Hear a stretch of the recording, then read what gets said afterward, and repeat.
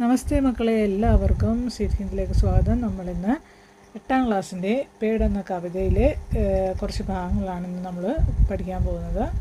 അപ്പോൾ കഴിഞ്ഞ ക്ലാസ്സിൽ നമ്മൾ പാർട്ട് 1 കവിത പരിചയപ്പെടുത്തിയിരുന്നു. എല്ലാവർക്കും ക്ലാസ് ഇഷ്ടമായെന്ന് കരുതുന്നു. ബാക്കി ഭാഗം നമുക്ക് നോക്കാം.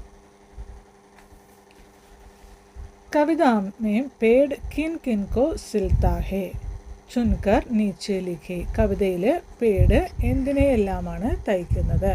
ചുൻകർ നീച്ചെ ലിഖെ, തിരഞ്ഞെടുത്ത് താഴെ എഴുതുക എന്നാണ് പറഞ്ഞിരിക്കുന്നത്. അപ്പോൾ അവിടെ ഒരു ബോക്സിനുള്ളിൽ കുറേയധികം വാക്കുകൾ കൊടുത്തിട്ടുണ്ട്. അപ്പം നിങ്ങൾ നോക്കുക, ആ ബോക്സിൽ തന്നിരിക്കുന്ന വാക്കുകൾ നമ്മുടെ ചാപ്റ്ററായ കവിതയിലുണ്ട്. അപ്പോൾ ആ കവിതയിൽ നോക്കുമ്പോൾ ഈ വരികൾ അല്ലേ, ഈ ബോക്സിലുള്ള ഏതൊക്കെ വാക്കുകളാണ് നമ്മൾക്ക് പഠിച്ചതെന്ന് നമുക്കല്ലാതെ തന്നെ നോക്കാതെ തന്നെ നമുക്കറിയാൻ പറ്റും അല്ലേ, കഥ നമുക്കറിയാം. അപ്പോൾ ഒന്ന് നോക്കുക, എന്നിട്ട് നിങ്ങളത് ടിക്ക് ചെയ്യുക, എന്നിട്ട് അത് ആ ബോക്സിനുള്ളിൽ താഴെ എഴുതുക. അപ്പം നോക്കിയേ, ഒന്നാമത്തത് എന്താ അവിടെ കൊടുത്തിരിക്കുന്നത്? ധൂപ് അല്ലേ, അതവിടെ എക്സാമ്പിൾ അവിടെ കൊടുത്തിട്ടുണ്ട് അല്ലേ. ആ ബോക്സിനുള്ളിലേക്ക് പോയാൽ ഘർ, ഘർ നമ്മുടെ ചാപ്റ്ററിലില്ല അല്ലേ. ഹവായേം ഉണ്ട്, സാഗർ ഇല്ല, രാത്ത് ഇല്ല, ഫൂല് ഉണ്ട്, നമ്മൾ പഠിച്ചതാണ്. അടുത്ത ഘോസലെ ഉണ്ട്, ബാദൽ ഇല്ല, ചാന്ത് ഇല്ല, ജമീനെ ഉണ്ടല്ലോ. കവിത നോക്കിയാൽ നമുക്ക് ജമീനെ കാണാം. കിതാബ് ഇല്ല, കപ്പടെ ഇല്ല, ധൂപ് അല്ലേ ഉണ്ട്, നമുക്കവിടെ എക്സാമ്പിൾ തന്നിട്ടുണ്ട്. കിനാരെ ഉണ്ടല്ലോ, സപ്ന ഇല്ല, തിനുക്ക ഇല്ല. അപ്പോൾ ഇത്രയും ഇല്ല, ഉള്ളതൊക്കെ ഏതൊക്കെയാണെന്നൊന്നുകൂടി പറയാം. ഹവ, ഫൂല്, ഘോസലെ, ജമീനെ, ധൂപ്, കിനാരെ. അപ്പോൾ ഇത്രയും അവിടെ എടുത്ത് എഴുതുക കേട്ടോ.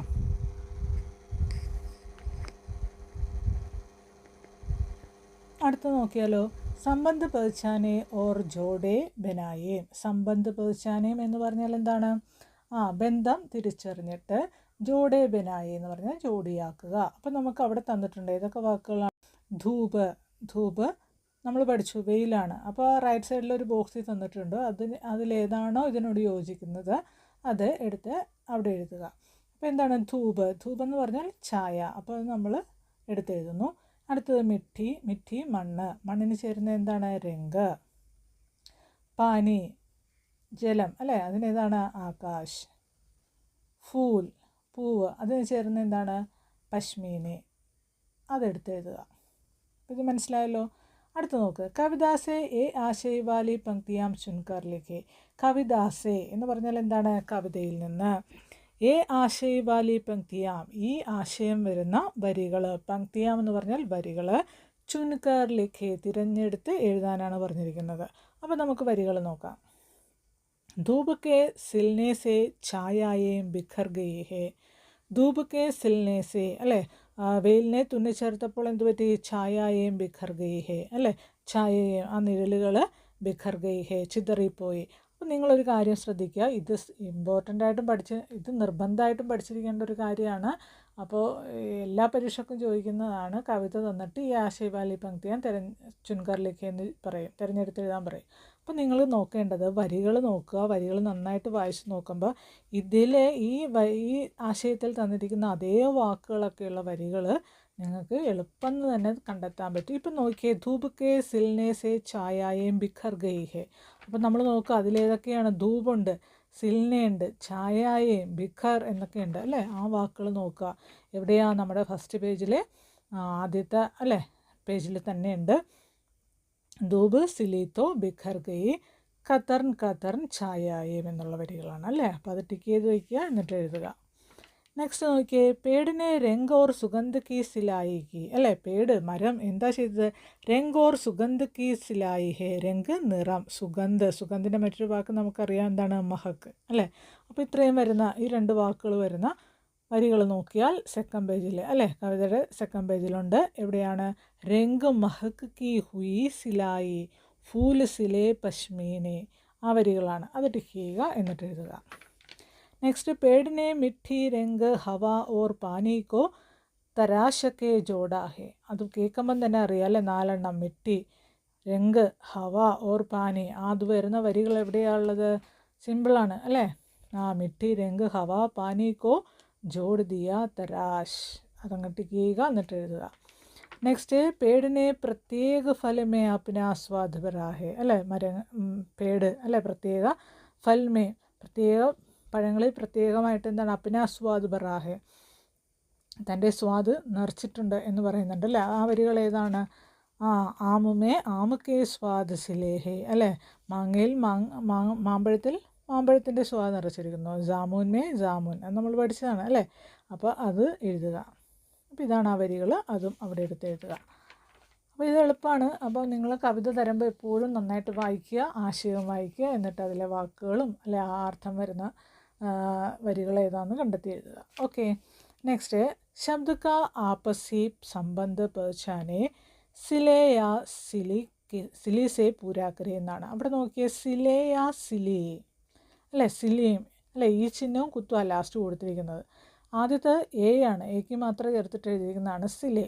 അപ്പോൾ രണ്ട് വാക്കുകൾ, സിൽന എന്ന് പറഞ്ഞാൽ നമ്മൾ അർത്ഥം മനസ്സിലായിരുന്നു നമുക്ക്, എന്താണ് തയ്ക്കുക അല്ലെങ്കിൽ തുന്നുക അല്ലേ എന്നാണ് അർത്ഥം. അപ്പോൾ ഇവിടെ ആ രണ്ട് വാക്കുകൾ തന്നിട്ടുണ്ട്, സിലേ എന്നും തന്നിട്ടുണ്ട്, സിലിയും എന്നും തന്നിട്ടുണ്ട്. എന്തിനാ സിലിയും എന്ന് തന്നിരിക്കുന്നത്? ഏതെങ്കിലും സിൽന എന്ന് എഴുതിയാൽ മാത്രം പോരെയായിരുന്നു. അപ്പോൾ എയിൽ അവസാനിക്കുകയാണെങ്കിൽ അത് പുല്ലിംഗ ബഹുവചനമാണെങ്കിൽ നമ്മൾ എന്ത് ചേർക്കണം? സിലേ എന്ന് ചേർക്കണം. സ്ത്രീലിംഗ ബഹുവചനമാണ് വരുന്നതെങ്കിൽ സിലിയും എന്നും ചേർക്കണം. അപ്പോൾ നമുക്ക് അവിടെ ഒരു ബോക്സിൽ കുറച്ച് വാക്കുകൾ തന്നിട്ടുണ്ട് അല്ലേ. ആ വാക്കുകളെ നമുക്ക് നോക്കാം, അവർ സ്ത്രീലിംഗമാണോ പുല്ലിംഗമാണോ സ്ത്രീലിംഗ ഏകവചനാണോ ബഹുവചനാണോ എന്നൊക്കെ നോക്കിയിട്ട് നമുക്ക് എഴുതാനാണ് അവിടെ തന്നിരിക്കുന്നത്. ആദ്യത്തെ തന്നെ നോക്കിക്കുക, അണ്ടർലൈൻ ചെയ്തിരിക്കുന്നുണ്ടോ? സിലേ. സിലേ വന്ന എന്തുകൊണ്ടാണ്? ഘോസിലേ എന്നാണ് വന്നിരിക്കുന്നത്. അവിടെയും ലായുടെ മുകളിൽ വര വന്നിട്ടുണ്ട്, എയുടെ ചിഹ്നം വന്നിട്ടുണ്ട് അല്ലേ. അപ്പോൾ ഘോസിലേ എന്ന് പറഞ്ഞാൽ എന്താണ്? പുല്ലിംഗ ബഹുവചനമാണ്, കൂടുകൾ എന്നാണ് അർത്ഥം, ഒന്നിൽ കൂടുതലുണ്ട് അല്ലേ. അതുകൊണ്ട് നമ്മളവിടെ സിലേ എന്ന് ചേർത്തു. അങ്ങനെയാണെങ്കിൽ അടുത്തത് അവിടെ ഒരു ഡാഷ് ഇട്ടിട്ടുണ്ട്, അവിടെ നിങ്ങൾ എന്തെഴുതും? 10 എന്നാണ് അവസാനിച്ചിരിക്കുന്നത് അല്ലേ. അപ്പം നമ്മൾ അവിടെ എന്തെഴുതണം?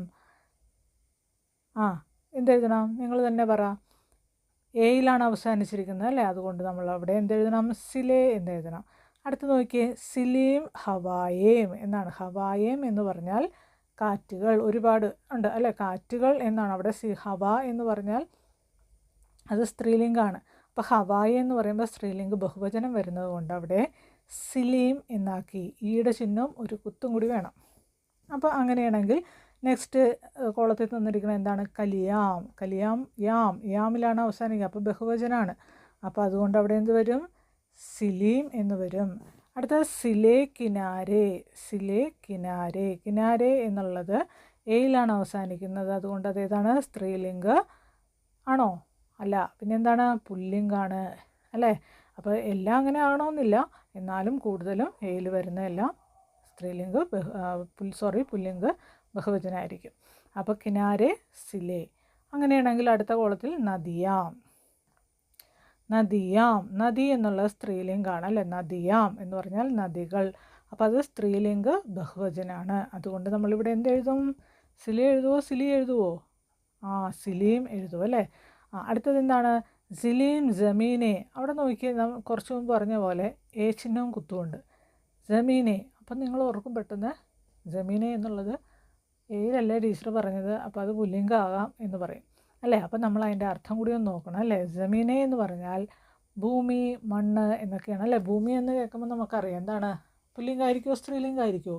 സ്ത്രീലിംഗമാണ് അല്ലേ. അപ്പോൾ അവിടെ ശ്രദ്ധിച്ചെഴുതണം, സ്ത്രീലിംഗ ബഹുവചനാണ്, അതുകൊണ്ട് സിലീം എന്ന് ചേർത്തു.